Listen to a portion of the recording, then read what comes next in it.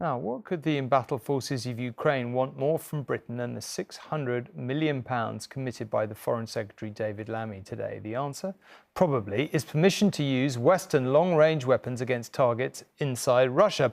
Well, today, Mr. Lammy and his American counterpart, Antony Blinken, were lobbied about that on their joint trip to Kyiv. And Emma is there.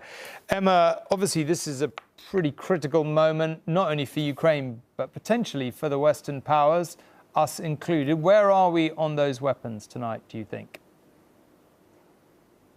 I think the reality is that there will be an announcement fairly soon that Ukraine are going to get permission to use those long-range missiles to hit military targets inside Russia.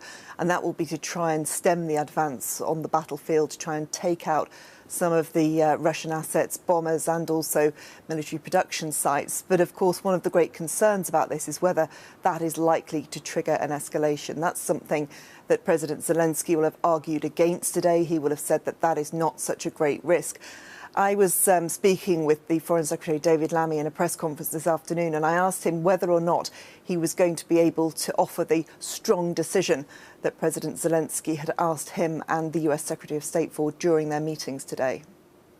We are concerned about these glide bombs. We are concerned about the drones.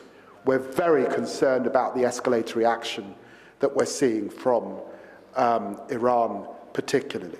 I go back to Keir Starmer, able to assist him. I think that announcement yesterday that Iran was seen to have been providing ballistic missiles has really changed the mood here. And so both men will go back to their respective bosses to say what they've discussed. Of course, Biden and Starmer will meet on Friday in Washington.